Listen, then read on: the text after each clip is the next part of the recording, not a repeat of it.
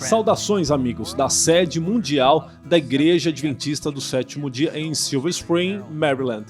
Estou aqui mais uma vez com meus colegas oficiais executivos, Ayrton Keller, secretário executivo, e Paul Douglas, diretor financeiro e tesoureiro. Estamos aqui hoje para falar sobre unidade no corpo de Cristo, a 14ª crença fundamental da nossa igreja. A unidade entre os crentes é tão importante que começa com o próprio Cristo.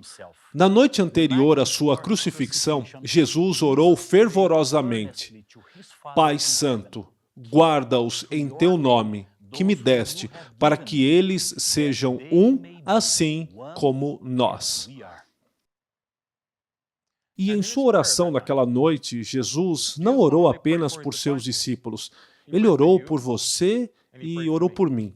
Conforme registrado em João 17, versículos 20 e 21, Jesus disse: Não rogo somente por estes, mas também por aqueles que vierem a crer em mim, por intermédio da sua palavra, a fim de que todos sejam um.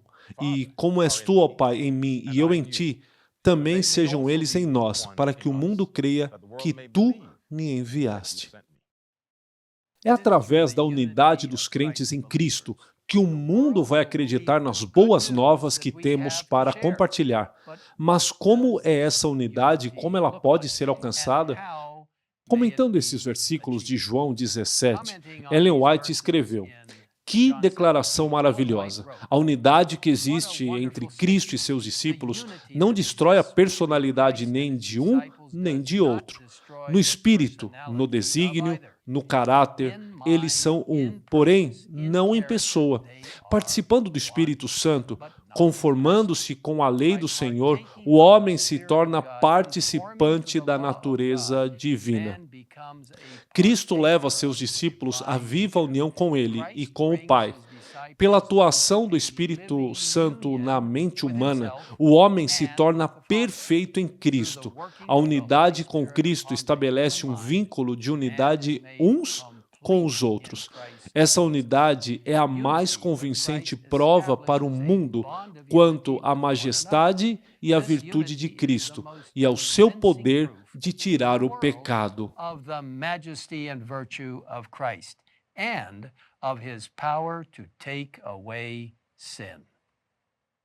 Ao pensarmos nos discípulos de Cristo, sabemos que eles tinham origens diferentes, personalidades diferentes, maneiras diferentes de fazer as coisas, e às vezes eles brigavam para ver quem seria o maior. Jesus sabia de tudo isso, e ele tinha planos muito maiores para eles. Planos para eles alcançarem um mundo para ele. Mas Jesus sabia que eles nunca poderiam cumprir essa missão até que estivessem totalmente unidos. É por isso que ele orou pela unidade entre eles. Em Atos 2:1, vemos uma bela resposta à oração de Cristo apenas algumas semanas depois. Ao cumprir-se o dia de Pentecostes, estavam todos reunidos no mesmo lugar.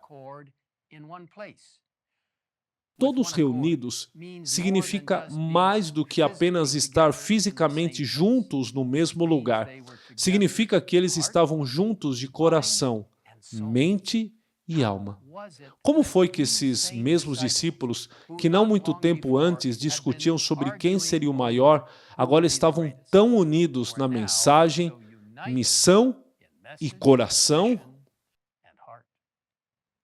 No livro Atos dos Apóstolos, Ellen White nos diz: Ao esperarem os discípulos pelo cumprimento da promessa, humilharam o coração em verdadeiro arrependimento e confessaram sua incredulidade. Ela continua dizendo: Os discípulos oraram com intenso fervor para serem habilitados a falar palavras que levassem os pecadores a Cristo. Pondo de lado todas as divergências, todo o desejo de supremacia, uniram-se em íntima comunhão cristã. Esses dias de preparação foram dias de profunda busca do coração, ela escreve. Os discípulos sentiram sua necessidade espiritual e suplicaram ao Senhor a santa unção que os devia capacitar para o trabalho de salvar almas. Sentiam a responsabilidade que lhes cabia nesta obra de salvação de almas. Compreendiam que o Evangelho devia ser proclamado ao mundo e reclamavam o poder que Cristo prometera. Respondendo à pergunta de como essa transformação poderia ocorrer, nós lemos: sob a influência dos ensinos de Cristo, os discípulos tinham sido induzidos a sentir sua necessidade do Espírito. Mediante a instrução do Espírito, receberam a habilitação final, saindo no desempenho de sua vocação. Haviam deixado de ser um grupo de unidades independentes ou elementos discordantes em conflito. Sua esperança não mais repousava sobre a grandeza terrestre. Todos eram unânimes.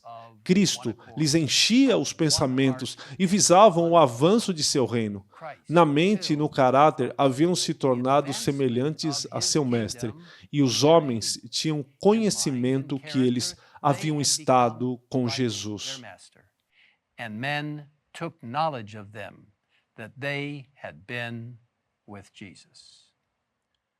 Este é o tipo de unidade que precisamos na igreja hoje.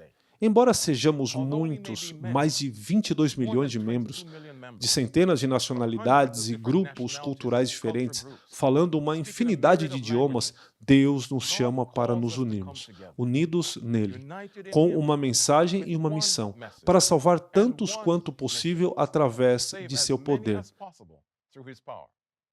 Nossa 14ª crença fundamental explica assim: a igreja é um corpo com muitos membros, chamados de toda a nação, tribo, língua e povo.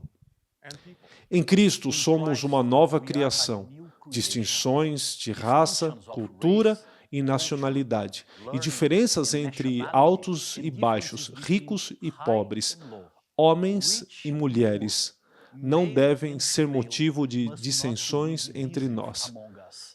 Todos somos iguais em Cristo, o qual por um só Espírito nos uniu numa comunhão com Ele e uns com os outros.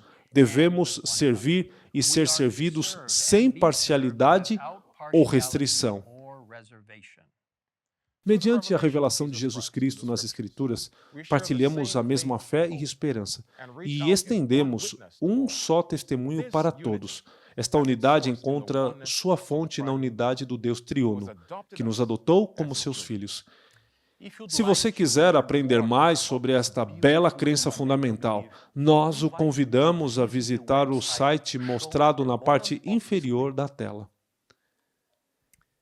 Irmãos e irmãs, hoje Cristo está procurando nos unir como um nele. Um em mensagem, um em missão, um em propósito. O tempo é curto. Ao seguirmos os passos daqueles primeiros discípulos, deixando de lado nossos próprios desejos e ambições, entregando tudo a Cristo, orando fervorosamente pelo derramamento de seu Espírito Santo, Ele virá e nos unirá de maneira poderosa, dando-nos a sabedoria, força e coragem para proclamar o Evangelho eterno ao mundo inteiro. E então virá o fim. Convido você a se juntar a nós em oração agora mesmo. And then the end will come. I invite you to join us in prayer just now. Pastor Keller, nosso Pai Celestial, somos seres humanos com desafios, pecados e muitas necessidades diferentes, mas precisamos estar unidos a Ti e uns aos outros. E Pai, nós te agradecemos pelo privilégio de o Senhor ter nos convidado para te acompanhar na missão de salvar este mundo. Obrigado pelo privilégio que Tu nos deste e nos concedeste Teu Espírito para que possamos ser unidos. E Senhor, que Teu Espírito realmente nos faça, cada qual, individualmente, cada vez mais como Jesus, para que Tua missão possa ser cumprida de maneira poderosa, para que as pessoas vejam Jesus em nós. Obrigado por nos ouvir e obrigado por nos unir em Teu amor, em Teu caráter e em Tua missão. Pedimos todas essas coisas no poderoso nome daquele que orou em João 17, para que sejamos em unidade, nosso Senhor e Salvador Jesus Cristo. Amém. Be in unity, our Lord and Savior Jesus Christ. Amen.